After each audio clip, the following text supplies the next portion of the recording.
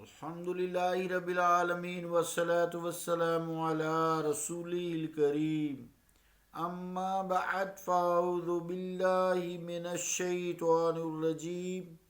بسم اللہ الرحمن الرحیم ان الشرک لظلم عظیم صدق اللہ العظیم۔ عزیزان گرامی قدر، السلام علیکم ورحمۃ اللہ وبرکاتہ۔ آیت کریمہ کا ترجمہ یوں ہے: بے شک شرک عظیم ظلم ہے، اللہ کا قول سچا ہے جو بڑی ہی عظمت والا ہے۔ عزیزان گرامی قدر،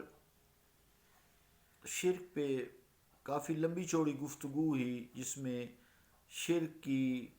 لغوی معنی بتائے گئے کہ صفت ایک ہو، ایک صفت میں بالکل اسی طرح دو یا دو سے زیادہ شریک ہوں، تو اللہ تعالیٰ کی ذات و صفات میں ایسا کوئی شریک نہیں ہے۔ شرک کی جو دوسری تعریف کی گئی، جو اصطلاحی ہے، جس میں یہ فرمایا گیا ہے قرآن مجید میں بھی، لا تعبدوا الشیطان، کہ شیطان کی عبادت نہ کرو۔ کوئی بھی شخص شیطان کی عبادت نہیں کرتا، لیکن شیطان کے بہکاوے میں آ جاتا ہے تو شیطانی کام کرتا ہے۔ تو اس کی جو شرعی ہے، لغوی شرعی تعریف ہم نے کی، اس کو سمجھا۔ پھر شرک کی قسمیں بیان ہوئیں کہ اگر کوئی شخص اللہ کی عبادت کرے اور اس کے ساتھ کسی اور کی بھی عبادت کرے تو وہ مشرک ہوتا ہے، یا اللہ تعالیٰ کی ذات کے ساتھ کسی اور کو بھی متصرف بذات جانے اللہ کے اذن کے بغیر، وہ بھی مشرک ہوتا ہے۔ تو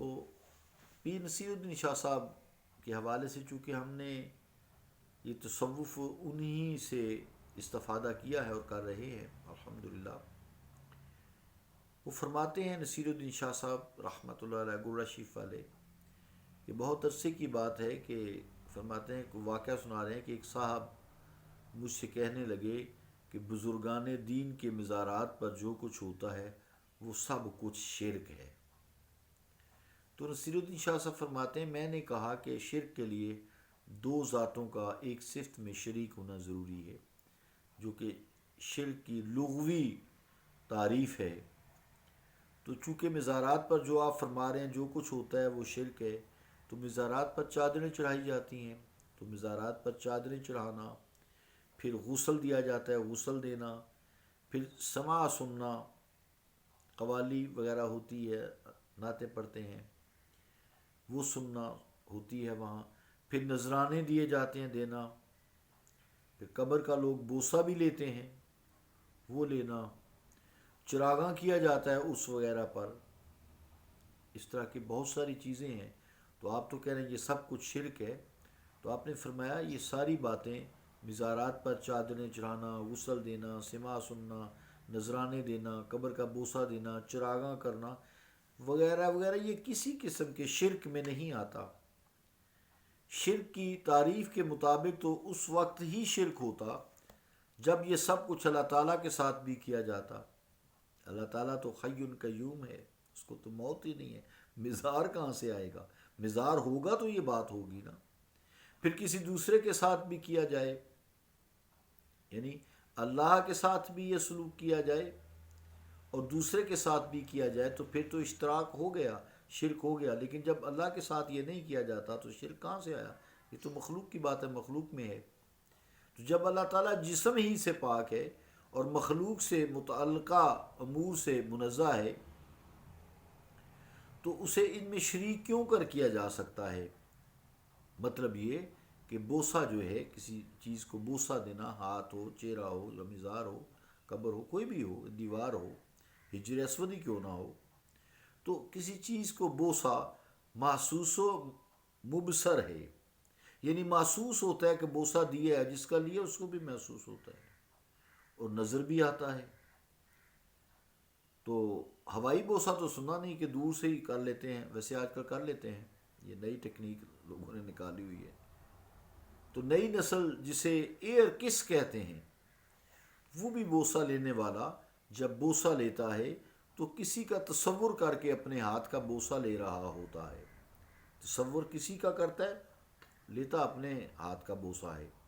اور ہاتھ محسوس ہوتا ہے اور مبصر ہے، نظر بھی آتا ہے۔ یعنی بوسہ لینے کے لیے بھی مادی جسم کا ہونا، وجود ہونا ضروری ہے۔ تو اللہ تعالیٰ تو جسم اور مادے سے ویسے ہی پاک ہے، تو شرک کہاں سے ہوا؟ اگر یہ عمل خدا کے ساتھ بھی ہوتا اور پھر کسی غیر کے ساتھ بھی ہوتا تو یہ ضرور شرک ہوتا،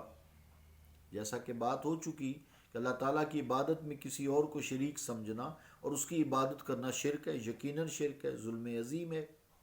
لہذا چونکہ اللہ تعالیٰ خانقاہی ماحول کے رسم و رواج سے پاک اور منزہ ہے، اس لیے ایسے امور کے لیے شرک کی رٹ لگائے رکھنا محض ویسٹیج آف انرجی ہے، انرجی کا ضیاع ہے۔ لیکن بوسے میں مبالغے کے جو فاسد بصورت سجدہ قبور آج کل خانقاہوں میں سامنے آ رہے ہیں، ان سے بھی روکنا خانقاہوں کے سجادہ نشینوں اور درگاہوں سے وابستہ علماء خیر و خطباء کی دینی اور منصبی ذمہ داری ہے۔ کہ جیسا کہ ہم بیان کریں گے بھی آگے، اور کہ قبر کو بوسہ دینا دیکھنے والے کے لیے جو ہے وہ شرک کا شک پیدا کرتا ہے، کہیں یہ اس کو معبود تو نہیں سمجھ رہا، اور ایسا پھر فتوے جاری ہوتے ہیں۔ تو جیسا کہ بہت سارے علماء خیر جن میں شاہ عبد الحق محدث دہلوی رحمۃ اللہ علیہ اور حضرت پیر سید مہر شاہ صاحب رحمۃ اللہ علیہ گرڑا شریف نے اپنی تالیف میں اس مسئلے پر ذرا سختی سے گفتگو فرمائی ہے کہ قبر کو بھی بوسہ مت دو، کیا ضرورت پڑی ہے؟ عقیدت تمہاری دل میں ہے، آؤ زیارت کرو، اللہ کی بارگاہ میں دعا کرو کہ یہ تمہارے برگزیدہ بندے ہیں، وہ یہ ہمارے ساتھی قیامت میں بنا دینا، یہ اللہ کی اطاعت اور اس کے رسول کی اطاعت کرنے والے ہیں۔ وَمَن يُطِعِ اللَّهَ وَالرَّسُولَ فَأُولَٰئِكَ مَعَ الَّذِينَ أَنْعَمَ اللَّهُ عَلَيْهِمْ،